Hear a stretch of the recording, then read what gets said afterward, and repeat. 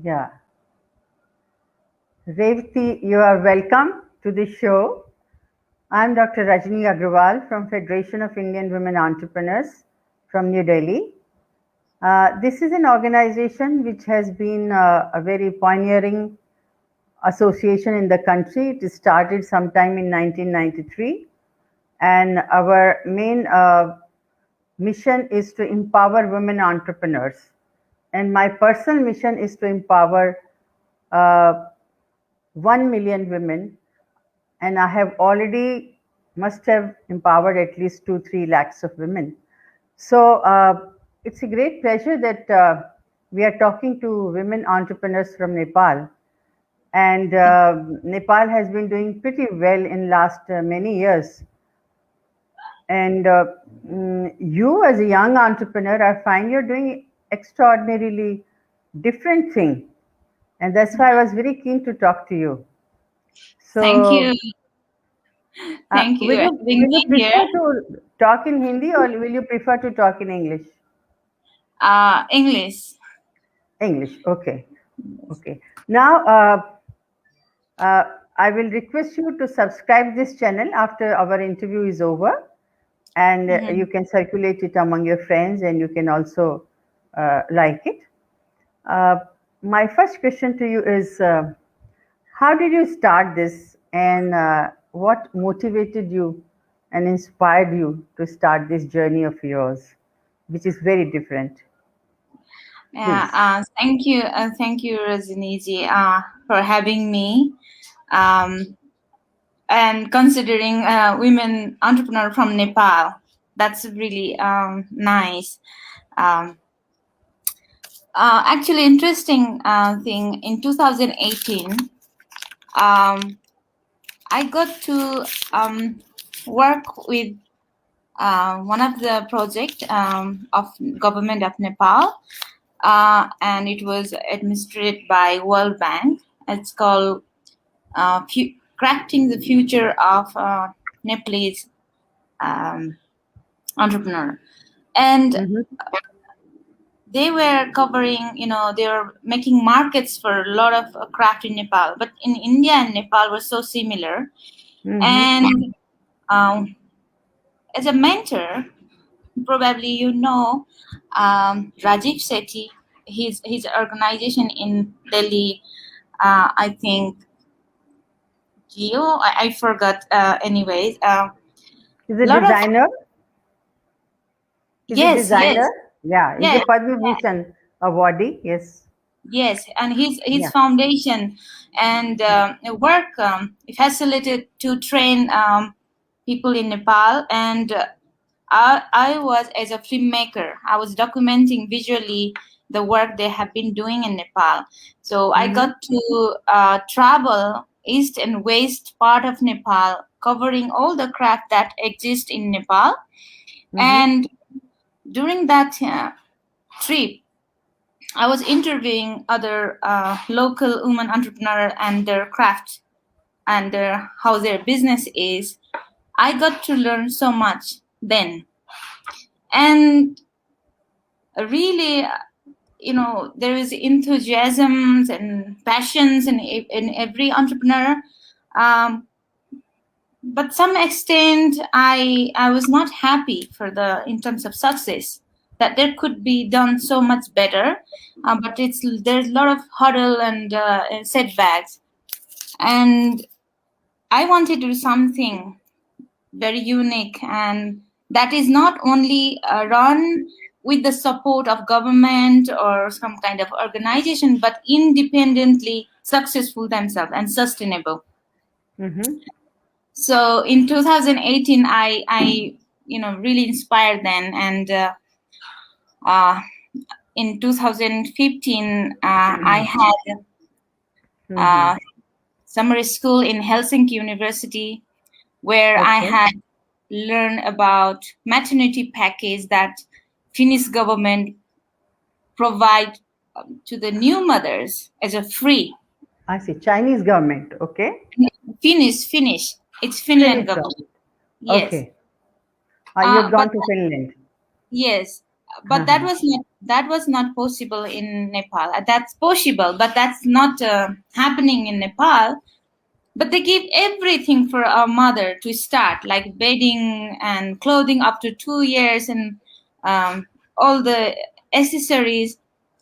And I was thinking, if we could make something, the people could buy, mother could buy. A lot of new mother actually they don't know what they need and where to go and find one of this each product. So Mm-hmm. I saw that's an opportunity in Nepal. So basically, my initial idea was just to, not to make, but just to import to be easy. And Okay. Yes. I went to India, Delhi, and to do some research about textile. Uh-huh. I also visited I think Rajiv Sethi's foundation as well, and a lot of wonderful manufacturer and craft people I got to meet there, and I felt, that's also possible in Nepal. Why should we depend again? Like why can't we do something here in Nepal? So Mm. actually, after seeing what's happening in India, in Delhi, and it was big scale, and I didn't have a fund to start. I had zero fund. So I see. I came back. That was not possible to even buy anything like according to their requirement. uh, and I started doing research of what is viable in Nepal, what is available in terms of raw material and skills, and why we are different. It would be a disaster if I had started Kokroma importing goods, because those are not suitable in terms of Mm. our weather and culture. We Mm. have our own need and own belief. And Mm. Nepal is very religious country as well. They believe Yes. in spiritual, lot of meaning in every cloth they Yes. wear and color and the way they design. So I gave up idea and I started making, doing research and making as a prototype. Okay. Uh, I'm and into I think in at the end of the 2018, I made a complete set of baby clothes and baby bed, and lunch as a Mm-hmm. prototype. Mm-hmm.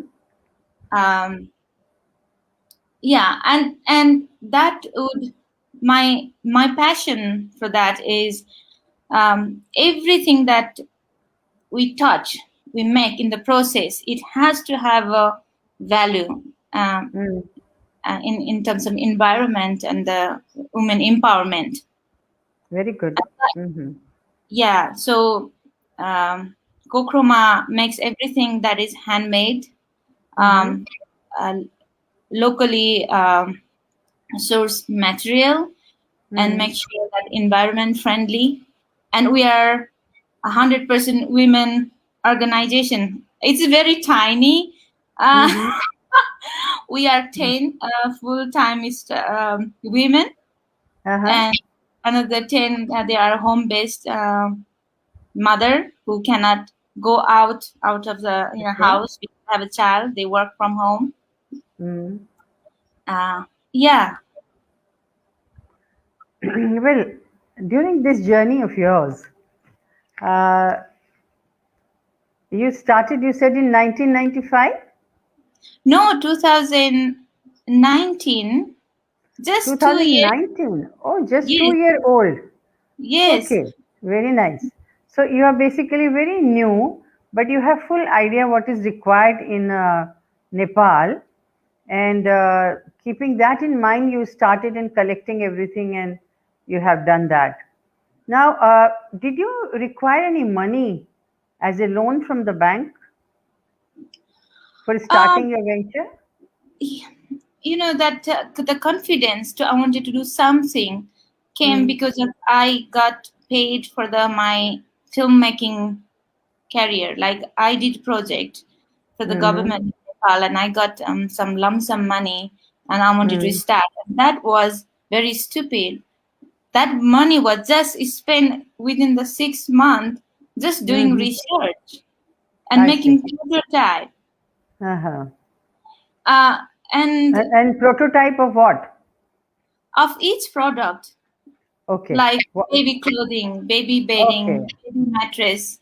I see. I wanted Okay. to make a complete package for the new mother Mm. that is required, like pillow and blanket, um, Mm.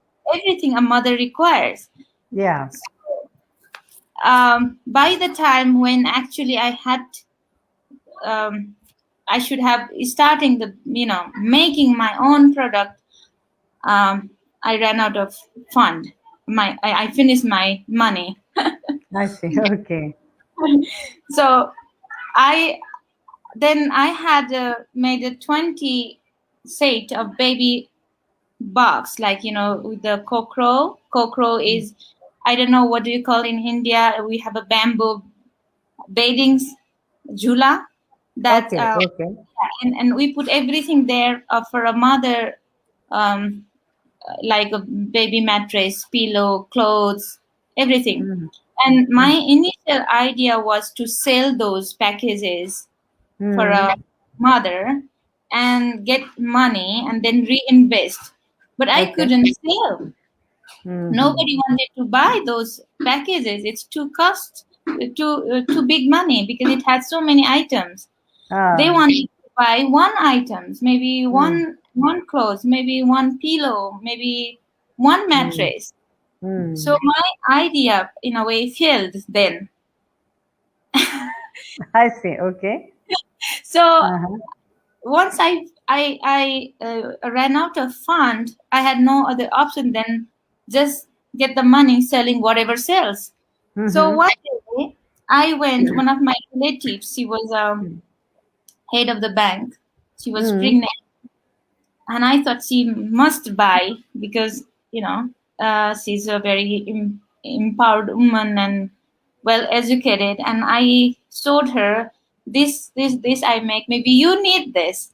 I I see. took so much that she hardly bought about 3 to 4 thousand rupees, Nepalese Mm-hmm. rupees of the items, and everything I had to return with my hands.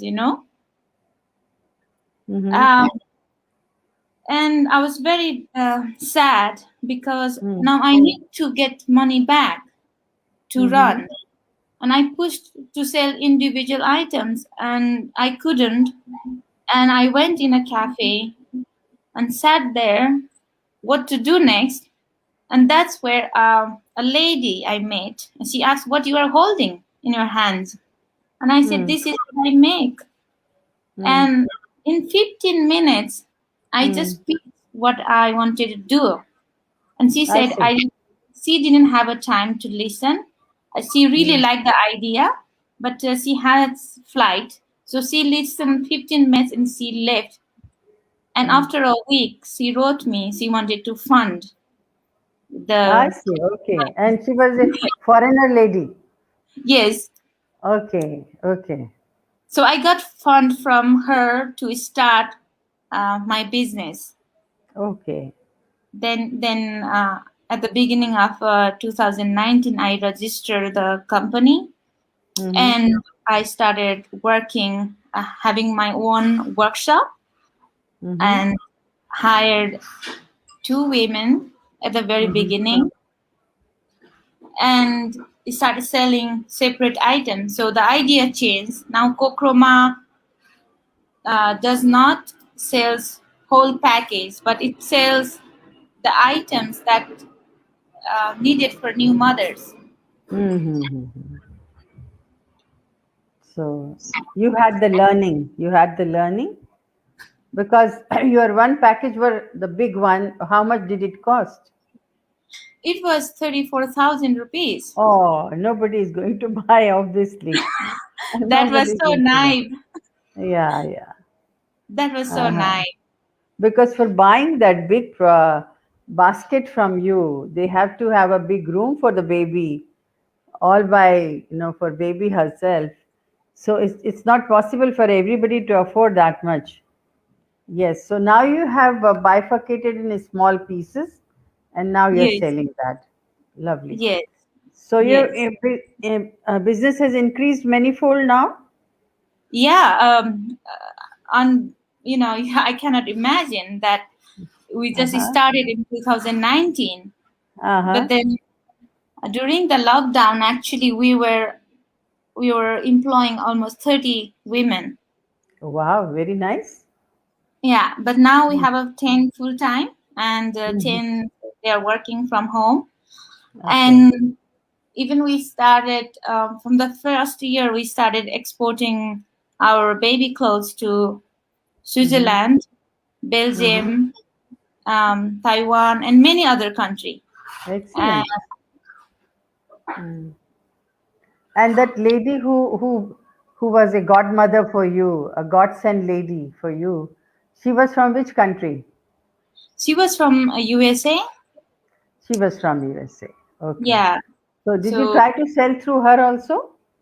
no, she doesn't reveal her background. Okay. She Mm. just told me that she wants to fund me for 3 years I as a see. try, but Uh-huh. I I took only fund for first year. Then by the time first year, I was already very successful. So Uh-huh. I thanked her, and I don't need a support anymore. Very Um, nice. but And that how much was money she gave to you for the it first was year? $5,000. Very nice. Okay. Mm-hmm. Yes, she promised $15,000, but with $5,000 we had already sustainable. Very good. Lovely. Tell me that your background was entirely different. You were into film production and you were doing shootings and all that. So, you didn't ever think about that, why I should not work in that particular area where you are already, comfortable with, and you had chosen to take a new items altogether. Is Yeah. there any reason for that? Um, I always felt this kind of thing was not cup of my tea. Business was not cup of my tea. Somebody should do it, and I could see wherever I go. I was making film for other brand as well. I was making promotional videos for other clothing brand or other handicraft businesses, and I was not interested doing business myself. But I would just see wherever I go there was opportunity, and I wish Mhm. people should do that. But nobody was doing it, and Okay. like why people are not doing, and it would make me restless. And eventually, I had to do it because nobody's doing it. I like it. Very good. Uh, So this is the reason of your starting, because nobody is doing, so I must at least start it. Okay. Ye- So are you ye- also doing along with that some making some films or something, or no? yes, yes, I continue because Uh-huh. it gives me very different perspective Mm-hmm. to understand the issue. Mostly, I make a film about women issues, Mm-hmm. uh, and there, we have this menstruation stigma in Nepal a lot, Mm-hmm. probably in India as well. So I've been Mm-hmm. making some in these issues and women issues and women entrepreneurship. So it gives me kind of different perspective that actually helps me overall in the development of my own business. So I would like to continue that kind of work, and it also allows me to have a network with different background people. Yes. And you think network is very important for business? Yes. Now